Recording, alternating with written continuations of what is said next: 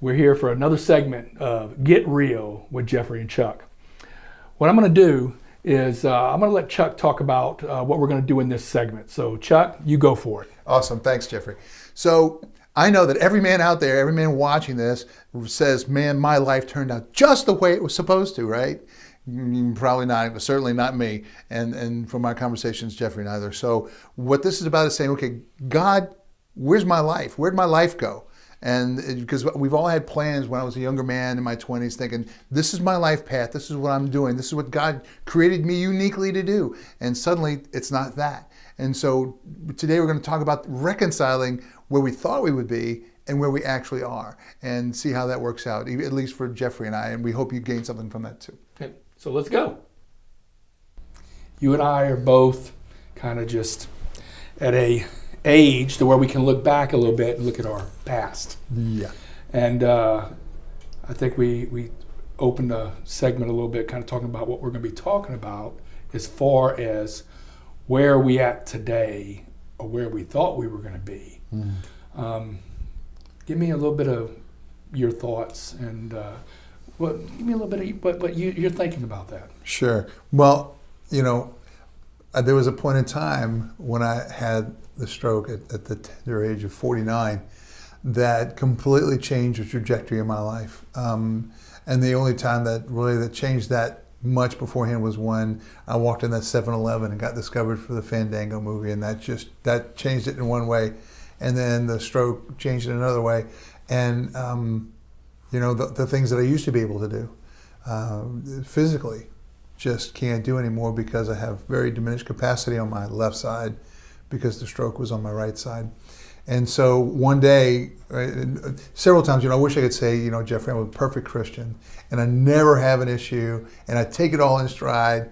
But the truth is, man, I kick and scream like a 6-year-old sometimes, you know, or a 4-year-old going, okay, God, what are you doing? And so on one particular time, he just said, you know, I was like, okay, God, don't you know that, you know, if you just, then I would be healthy. And he said, you know what, Chuck, I forgot this was all about you. But your story's not over. And you're going to like the way it ends. And he brought to mind people whose lives were going one way and then one another, like Job. You know, Job, if anyone can go, okay, God, where'd my life go? I mean, this guy was blameless in God's sight. So he's in his mind, he's going, okay, I got God's blessing. He's got camels and sheep and he's got these kids, and he even offered sacrifices just in case his kids messed up on the weekends and did something. So he was blameless, and yet God chose to say, you know, hey, devil, what about Job? I mean, the devil didn't come looking for Job. God said, hey, you ever think about him? And, you know, we all know what happened from there. Same thing with Joseph. Joseph has this great dream, and he's got this upward trajectory in his mind. I'm going to rule over my brothers, and my dad loves me, give me this cool coat. And next thing, right, he's in a pit going, this didn't turn out like I saw it, you know. So those lions don't look too nice. Yeah, ain't that something? Ain't that something? What happened? So, you know, that's the thing. And I think the common thing between all of them was that time proved to be the thing that released God's plan, because it was, you know, they had a plan. I had a plan.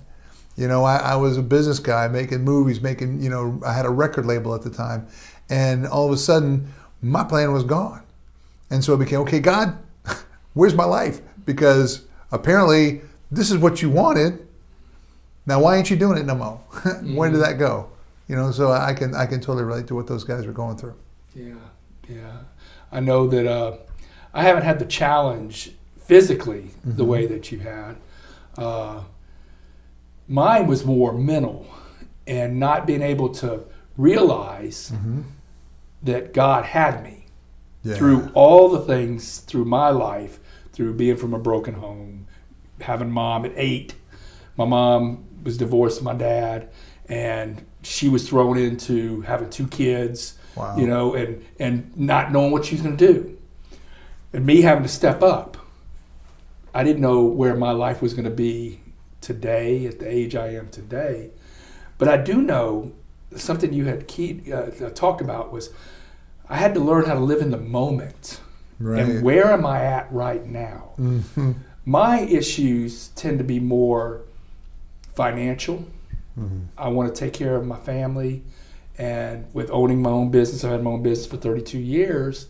It's feast or famine, which you've known that also.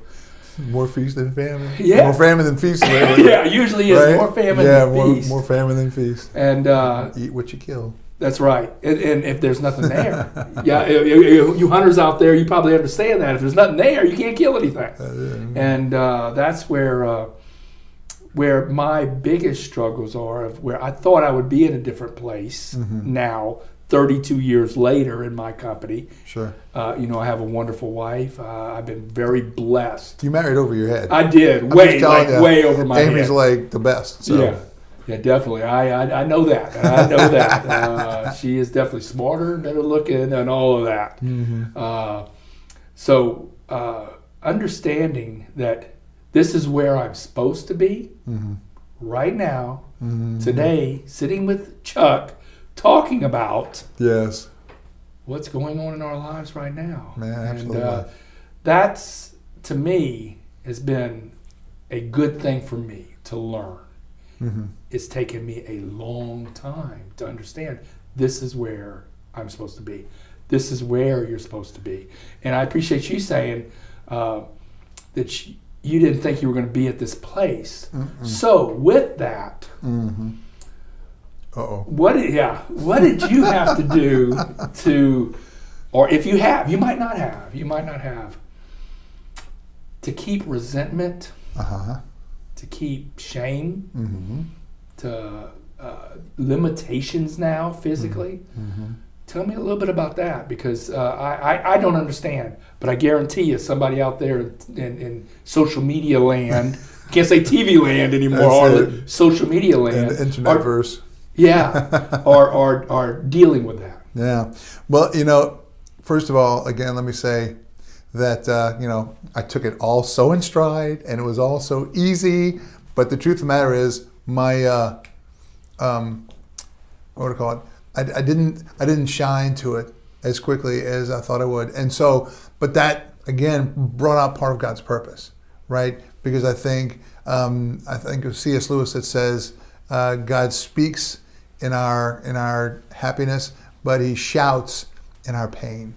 And so during those times, it was a function of, okay, God, what now? And fortunately for me, I had a relationship with God.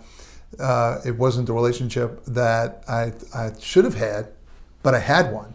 And so it was a function of crying out to God, okay, going. I mean, from the first day in the hospital, it's 2:00 in the morning, and it is the blackest I ever remember a night being. And I'm laying in bed going, I'm not even a man anymore. I mean, I can't move.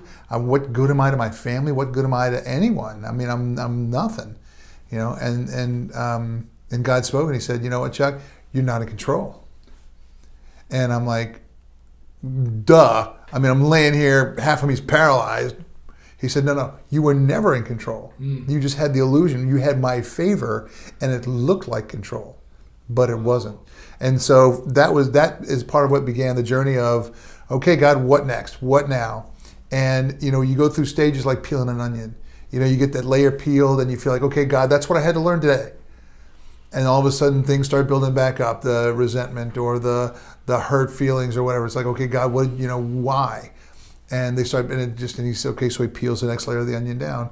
And what I had to learn is, I had to learn two things. Number one, it's not about faith in terms of physical healing, because I had to learn that faith is about an outlook, not an outcome.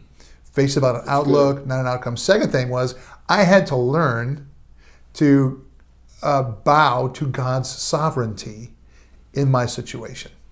I had to learn to say, you know what? I don't like this. I don't like you, but you're sovereign. You hold all the cards. And so I've got to bow to your sovereignty in this situation. And I can honestly say, in terms of that whole outlook outcome thing, it has really been a function of, or an outcome rather of, okay, God, I have to trust you.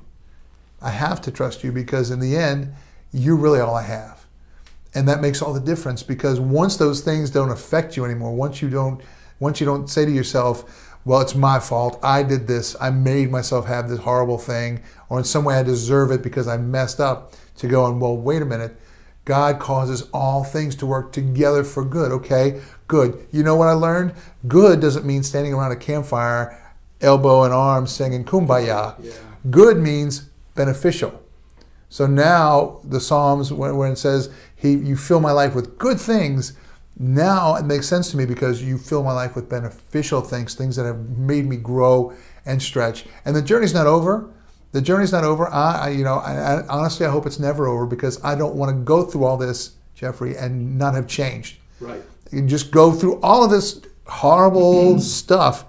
And I know people are out there who have it worse than me. I'm not trying to compare myself, but to go through all this stuff and just not have changed, and to not come out different, to come out that same old guy that I was before. And I think understanding what we've been talking about here is get real. Mm-hmm. Real is, it's real. Yeah, it is. It's not something that you had any control over, like you said. Mm-mm. It's not something that you could fix. Right. Because you were a young man. You were healthy. It just happened. Yeah, there was a reason. Just God getting my attention, man. Getting your attention. Yeah. Yeah, and even trying to, I guess I don't want to. I want to be transparent and real. Again, that's what we're doing here. Yeah. The feelings you had, yeah, the emotions you had, still fight. Still fight. Right. I mean, it's not like, I wish I could say I was perfectly done with it, but I'm not. And I want people to understand that. Nah. Same thing when you're going through anything: financial problems, physical problems, family problems. Yeah. The difference, I think, is that you have come to the conclusion that God is in control. Yes. You are not in control. So God, I'm an empty vessel, help me. And getting to the other side. Yes. Versus wallowing in self-pity or wallowing in, anger. Sure. Because you probably had to go through all that. Oh, buddy. And it still comes back. Absolutely. But it's probably not as heavy as it was 8, 7, 6 years ago. Sure. Well, it has its moments of being that intense. The good news is that I look at the men of the Bible, like I talked about Job and Joseph, and I think, Lord, if you're trying to build my character, can't you just zap that character into me? Can't you just go, I want you to be more grateful. I want you to be more, glorify me more. And he kind of gave me the feedback that, because you had Joseph, because you had Job, because you had all these people, in my word, men that were in trouble, it helped you build your faith that I'm at work in those guys. I can't see God. I can't see faith. I can see the product of faith. And through this, God has given me the ability to be authentic when I talk to people.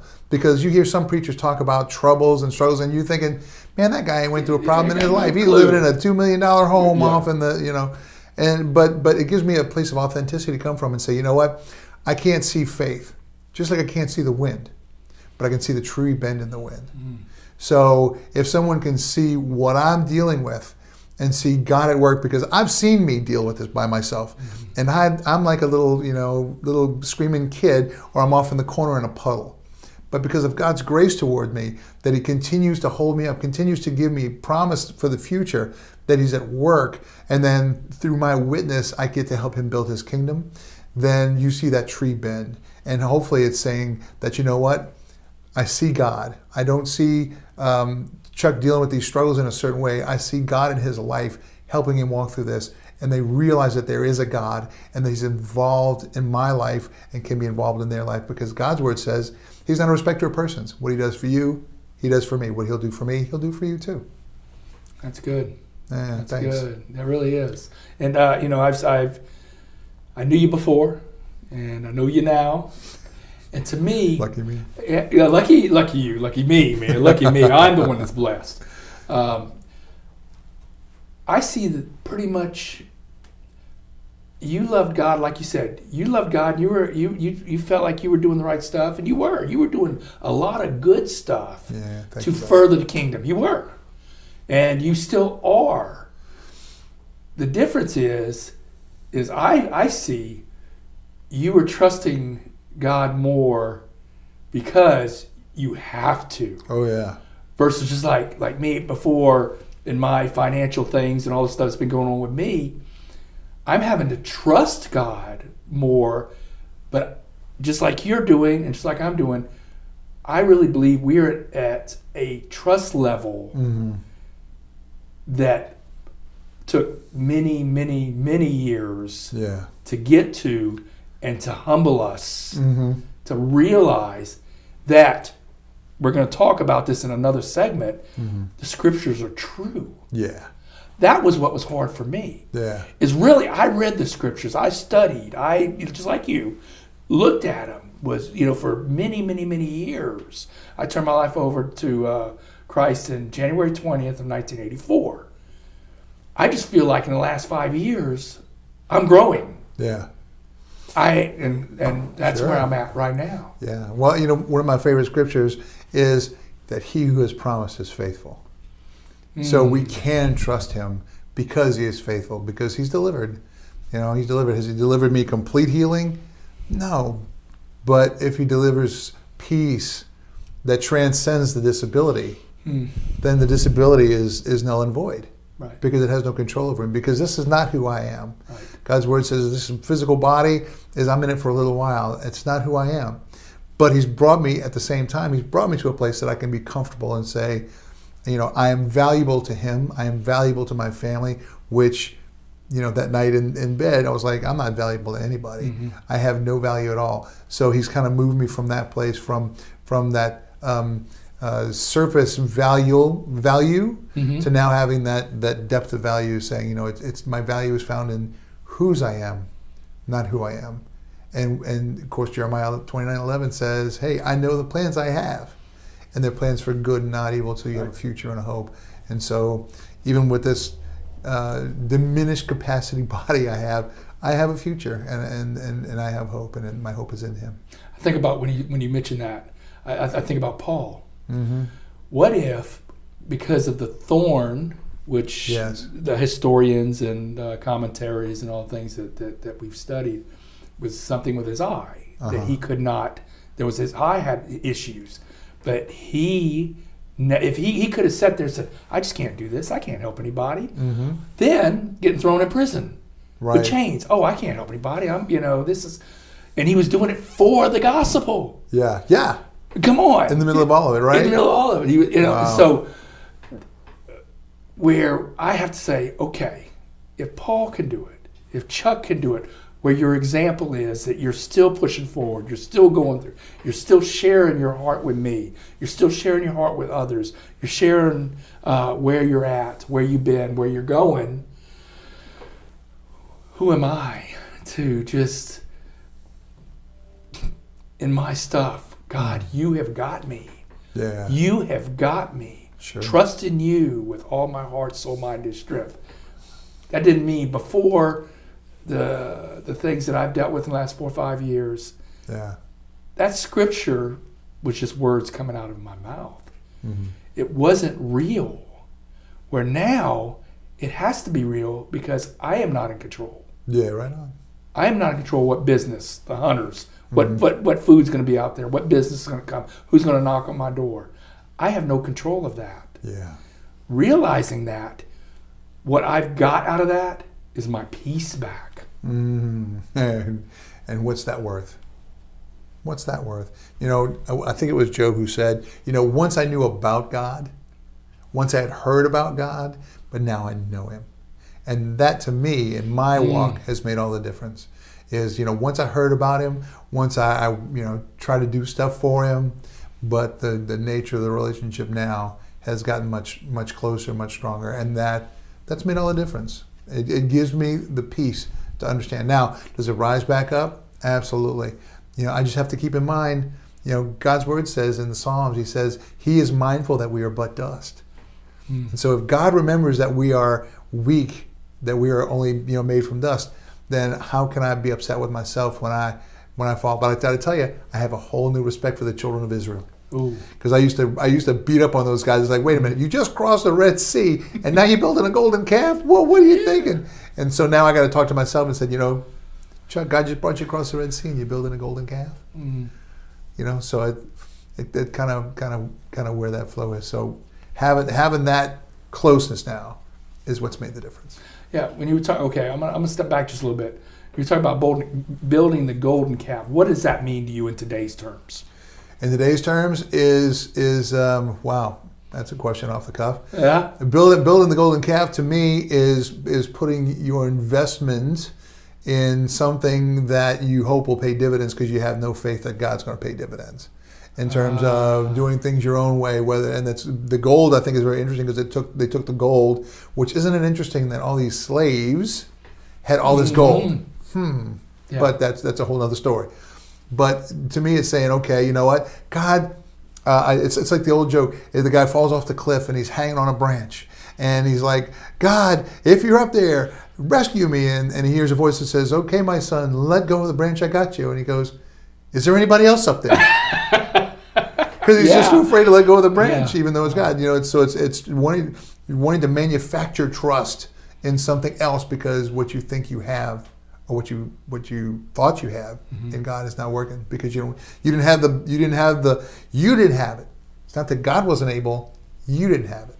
You know, it's hard for me to ask for a blessing if I don't believe I'm going to get a blessing.